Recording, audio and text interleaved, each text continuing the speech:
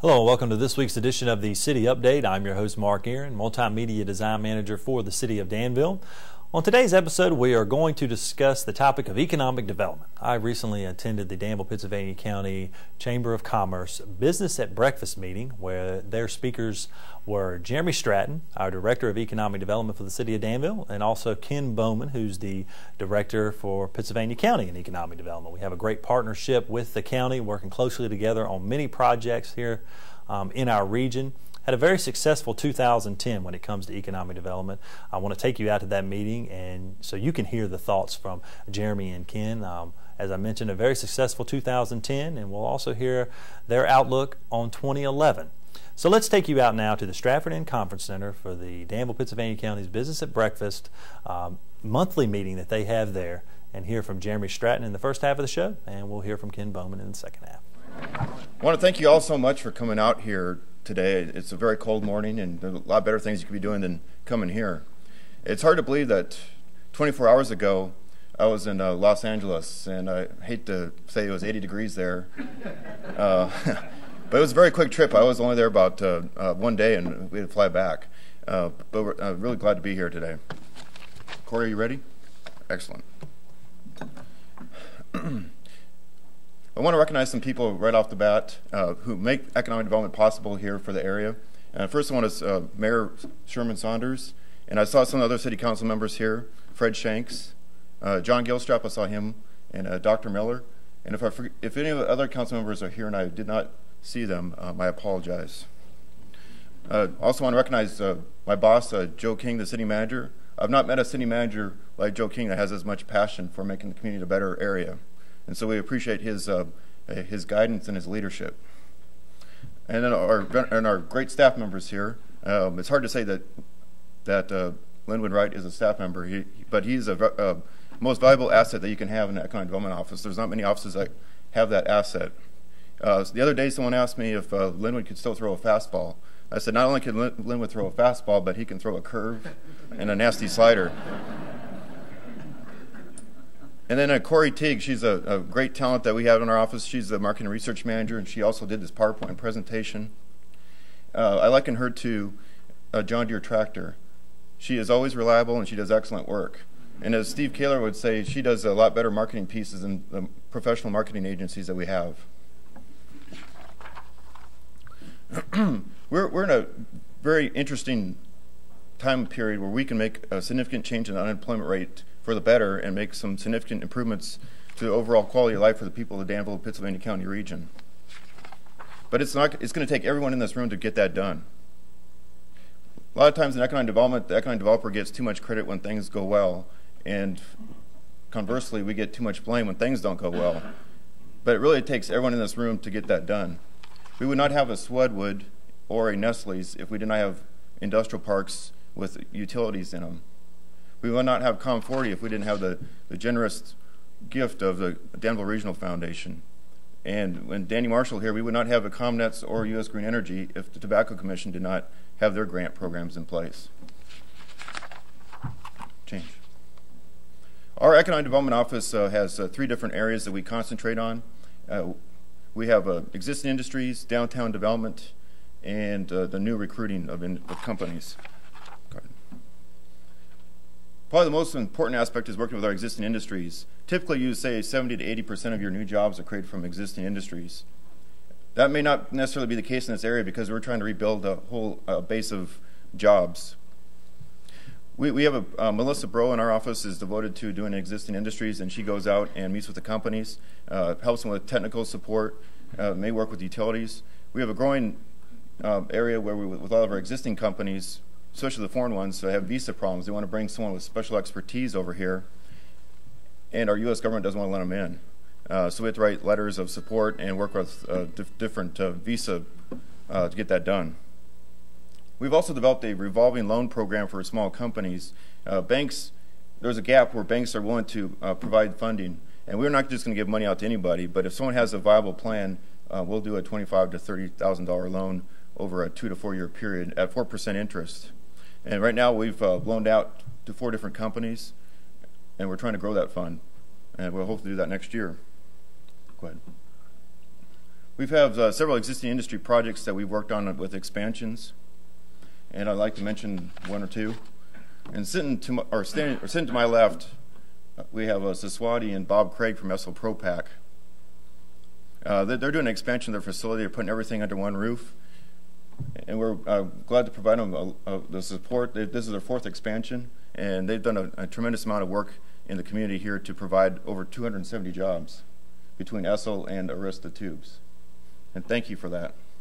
And then the next one, the EIT expansion, the RIFA approved that on Monday. We have not done anything formal on that. We're going to wait for them to start construction on the site and have some steel coming up before we do anything between Ken and I.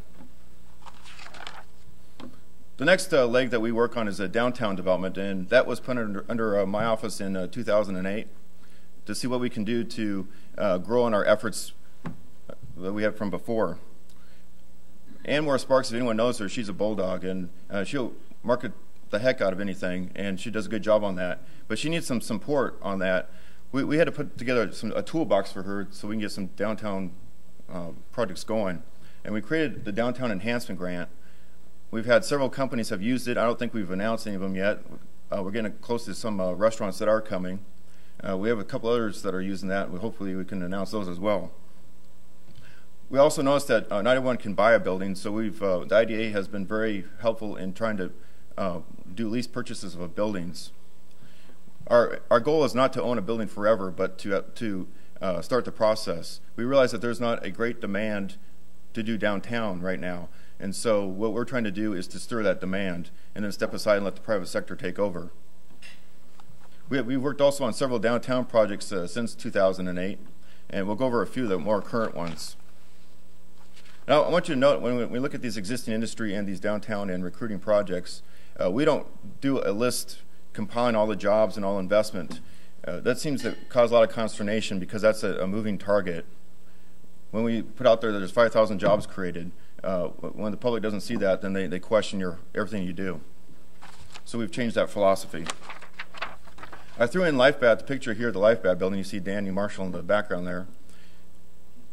They are about ready to go in the building. It is not. I only mention this because I've received some calls from people saying, well, why aren't they in the building? There's some issues with the construction of the building, and once we get that solved, they'll be in there. The next project we haven't formally announced, but it's been in the paper, so it's in the public spectrum. The Farrell building, we're very close with some developers out of North Carolina to change that into a mixed-use project. It's a $1 million project. It may not be huge, but in terms of psychology for the community, it could be one of the largest ones we have because that building is such an eyesore in the community. We've lost projects in the past because they go through our downtown area and they say, what's up with all these boarded up buildings?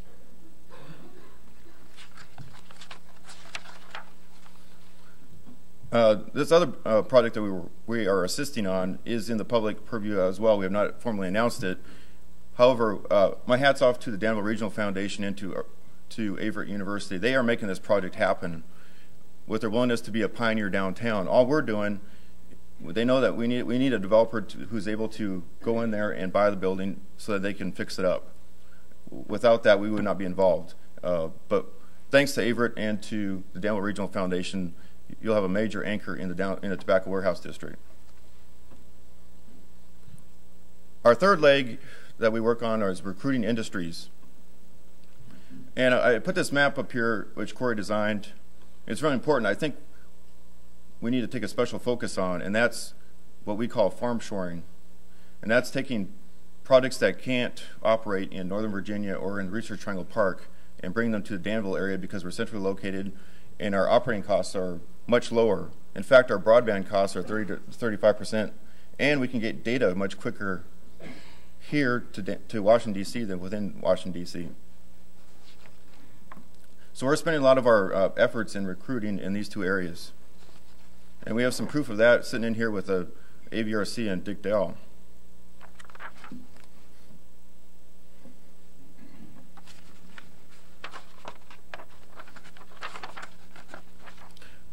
This recruiting industry is our second part of how we recruit. We do a lot of international travel. We have several companies from Europe, and we have a growing presence in Asia. Europe right now, it's important that we have some efforts there, but we're kind of worried about the economy and over in Europe and if they're really growing. We have a growing effort in Asia because that's where all the money is. Asian companies have a lot of money. They want to grow in the West. In fact, that's why I was in Los Angeles. Rather than having to go over to China and explain to my family I'm going over to China near Christmas, we met halfway over in Los Angeles and had our meeting. What we're trying to do is try to get an investor akin to Robert Murdoch, what he's doing over in Kannapolis, which is to totally redevelop a community with a lot of his assets and working with the Chinese community to do that. And the gentleman we met with in Los Angeles knows a lot of people in China, the upper officials, and that's the way they work over in Asia, is you got to have the network connections and the relationships in order to make any headway. Some of the companies that we recruited this year at ComNets, they take the former EDS building, they're going to start cranking up next year on their employment. They are open now, and they have a handful of employees. But talking with Raj Kasori, the CTO of the company, he wants to start full blast next year in investing and perhaps building behind his building a data center, if I'm correct. And this unidentified picture is the site for U.S. Green Energy. Ken and I and Linwood worked very hard on that project. They told us yesterday that they're going to start construction in January, hopefully, and have the building up and running by May to have orders. In fact, they want their first order to come from the Danville area, if they can work it out that way.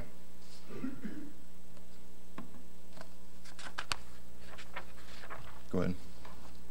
I put this slide in here, former VEDP person we used to work with, Michael McNeely.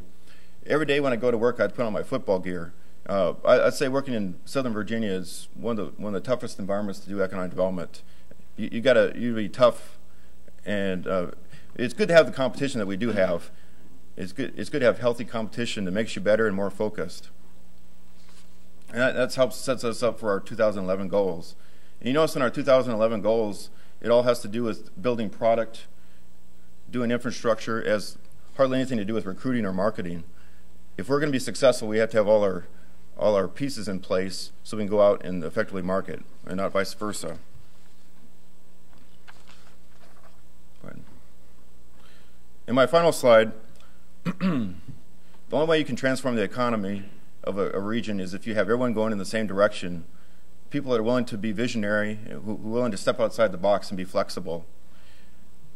I always tell Linwood that economic development projects, we work on our roller coasters. We have high points, and then the next day may be a low point. We just have to be able to hang on. And we're finding out that if we're not flexible in these projects, they're not going to work. They're going to go somewhere else. So we're not going to out-incentivize North Carolina, for instance. So we just had a Project Helios that we worked on, and the governor there put on a tremendous amount of money. But we're able to stay in the ballgame because we're thinking outside the box.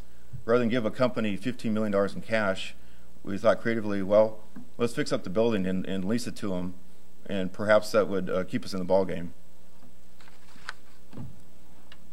So stay tuned. We're very excited about what's going on in this community, and we appreciate everyone's efforts in helping us do our jobs, because without the support, we'd be dead in the water. Thank you. You were always there for me, pushing me and guiding me, always to succeed. You showed me everything that I should know. You showed me just how to walk. Appreciation. Pass it on. 'Cause Mom, you always were the perfect A message from the Foundation for a Better Life. And thank everybody for showing up today. You know, I called about 2 days ago and I said, how many people are going to be here at this meeting this morning? And they go, well, it's about 100 right now. And I'm going, that's a pretty size group here of people. They must come, and since it's Christmas, and want to have a lot of presents and good things here, you know, to go home for the holidays with. And I hope that Jeremy and I can bring you some good news. About a year ago, I came to work here, and it seems like it's been about 3 years. Time is flying, but it's been a very hectic, condensed period of time since I've been here. When I first got here, the office that I received, that I was given by the county, had been closed for about 6 months. And so from a guy that just come out of Fort Monroe, spent 30 years in the military in uniform, it was quite an awakening, because usually I've got a group of people that were working with me, and we went in there with a plan of action, and we'd always stand up places. It didn't matter whether it was in a war zone or whether it was on a garrison post, but we always had a plan. When I walked into this, I'm going, where's my group of people? There's nobody here. And so it was kind of a rude awakening there at first, but I felt sure that I could handle that without any problem, because I had some great support, not only from the Board of Supervisors, but from our County Administrator, Dan Sleeper, and all the staff. So it didn't take very long for me to finally get the office up and running. And one of the things that I set out to do then was try to learn more about the area, learn about what was going on in Danville and Pittsylvania County specifically, because when you look at our area, we're about 1,000 square miles. And somebody relates to that, and I think it's one of our supervisors, about the size of Rhode Island. And so when you put it in that context, it's a very large place to run up and down the road, to meet with people, to try to see what's out there, what kind of assets we have, and what needs to be done. Because from Danville to Hurt, Virginia, it's just over 45 miles, quite a distance, and the demographics and the geography are quite different depending on where you are in the county. How many of you have heard that statement? Yeah, that was one of the things I heard, and my supervisors, I love them to death. That was one of the comments made when I was interviewed for the job, was we need jobs. And I'm going, that's got to be easy. That's easy to do. We need jobs, because remember where I come from. And I'm thinking, this is tough work. This is tough work, because it's not about just needing jobs here, but it's about making sure our people are ready for those jobs when they come here. And that is a task. That is a real task there, because that's when I ask them, and I ask people that ask me that question, when are the jobs coming and we need them and everything, are you ready for the jobs? Are you preparing yourself for the jobs when they come here? And that is that's a real eye-opener, because it's not a matter of looking in the classifieds on Sunday morning, seeing a job opening over there at Goodyear, and saying, I'm applying for that job, and then find out you're not even qualified for that job. You're never even going to get through the door to interview for that job. So those jobs, they pay nice money. They're very good working conditions. They are out there. Believe me, they're out there. But it takes some dedication. It takes people getting involved with their own life and saying, this is where I want to go. This is how I want to prepare myself to get those jobs. And you can do it within a year or 2 years, but it takes that amount of discipline and time to make that happen. And when the companies come here, and this is what's critical, I'm going to go over a few of those points in just a second. One thing that's critical, and we witnessed this past week. We had a company come through here. They were looking at Martinsville, Henry County. They looked at Danville, and then they were heading up around Chesterfield, and then they were blasting out. All that within one day. And the question that came up was not about the availability of sites or the availability of buildings, but how much labor force do you have? We need 400 employees. 400 employees. And what's the quality of labor force that you have? And they didn't care about power, they didn't care about infrastructure, they didn't care about nothing. But 400 people, do you have them? And that is tough. That is tough to say, because when you start looking at the places that they're going to go, we just don't have them. Because I showed them to a site over in Ringgold Park, showed them 2 sites, one in Cane Creek, one in Ringgold Park. Corey was with me. We even went up to the old Tecma building up in Gretna, which would be a perfect building for these folks. But when you start drawing a circle around Gretna and saying 25 miles commuting radius, 25, 30 miles, it's hard to say. You can get 400 people there. So I'm following up, but it's kind of hard to, reel these guys back in when labor is their big concern. So those are things that we need to work on. You need to push it. I look at you as leaders of this community. You need to push it out to the folks out there and say, hey, get yourself ready for these jobs. They are coming. They are coming. And this is something we pride ourselves on, is our ability, when a company comes in here, to go through our permitting processes, our zoning processes very quickly. These things do not languish. They get the urgency and the attention needed, and they are, as a matter of fact, they're done very, very well. It's better than I've ever seen. Quality of life, I took the president of a company, this has been a couple of months ago, on a little windshield tour of Danville. Jeremy was with the other group of the same company, and he wanted to find out what the quality of life was in Danville because they were coming from a northern area, and he said, I've got to go home and report back to my wife. And he said, that's just the way it is. He said, I've got a multi-million-dollar company that I want to move here. I like what you have to offer. I like the location. I like the tobacco commission money. I like your incentive package. But my wife has got to live here. Show me what you got. And so I took him on a 45-minute windshield tour. He went back, reported his wife, and they're coming here. And they wanted to know. He wanted to know where the parks were. He wanted to know where the museums were. He wanted to know where the libraries were. They didn't have any school-age kids, so they really weren't concerned about that. But they did want to know where the higher education, which was, Averett and Danville community. And I took him around there, and he was very pleased with that. And so it does matter. It matters a lot, because if spouses are not happy, we're not happy. So we've got to make that work. Okay, the future. My future is 2 years. Not because I'm leaving in 2 years, but I can't control anything beyond that. 24 months is about all that you can control. So the 5-year, 10-year vision plan and everything, that's all nice, but it changes. And you can see that by the way the economy has changed us. So I look at 12 to 24 months out. That's what I can get my hands around, and that's sort of how I do business.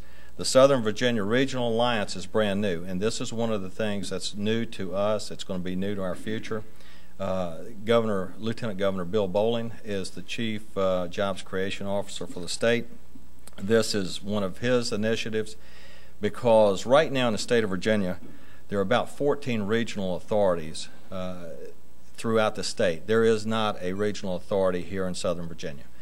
And this regional authority will be, as you can read there, will consist of Halifax, South Boston, Danville, Patrick County, Martinsville, Henry County, and of course Pennsylvania County.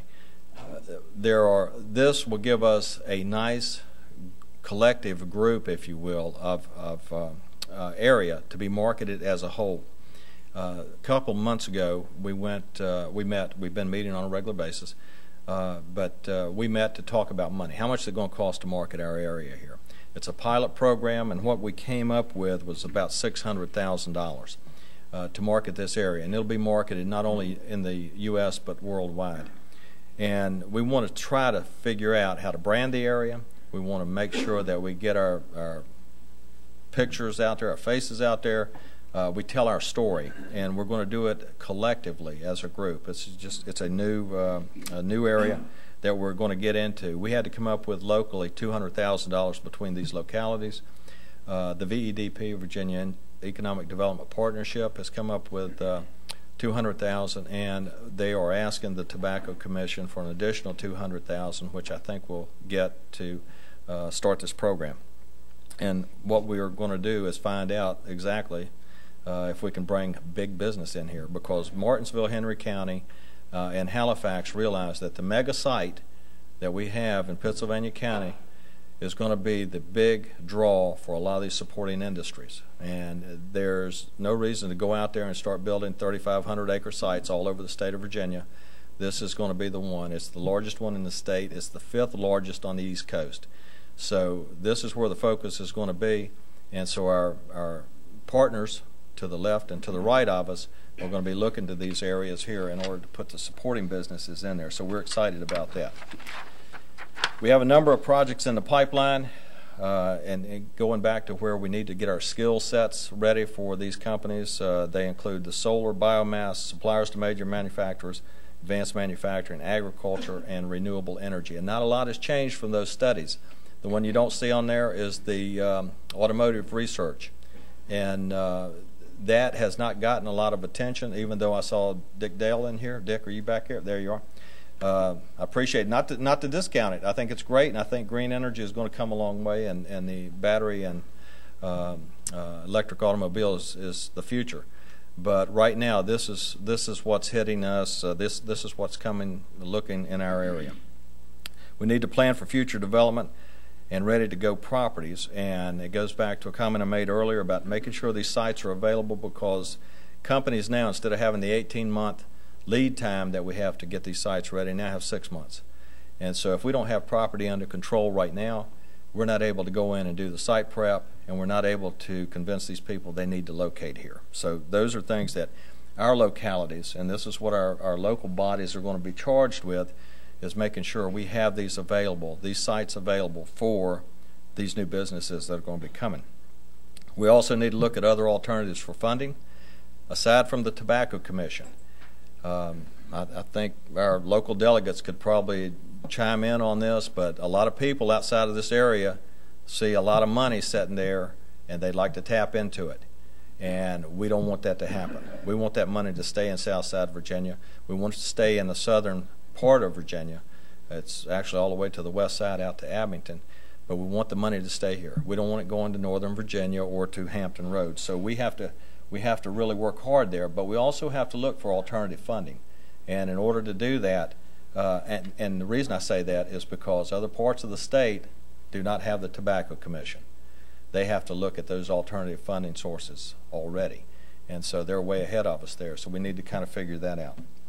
Work with private landowners. There's a number of them here in the county that own a lot of land. It's graded. They're nice sites. We need to work with those folks and build a database of available land. We need to also ensure, and most of you in here have your own businesses, ensure that your businesses are successful. They expand when they need to. We provide the help and services we can in order to make you succeed. Well, that's going to wrap it up for this edition of the City Update. I'd like to thank the Chamber of Commerce for the invitation to the Business at Breakfast meeting. You can attend that meeting. It's held every month at the Stratford Inn Conference Center. Hear from local business leaders in our community. A great event that you're welcome to attend there each month, sponsored by the Danville, Pittsylvania County Chamber of Commerce. We also like to thank Jeremy and Ken for sharing their thoughts and goals for 2010 when it comes to economic development and their outlook on 2011. We have a great partnership with Pittsylvania County, and we look forward to that continuing to grow and leading to successes in economic development in our region in 2011. As you heard from Jeremy, some of those companies that announced in 2010 will be coming online in 2011, so we're very excited about that. So until next time, have a great day.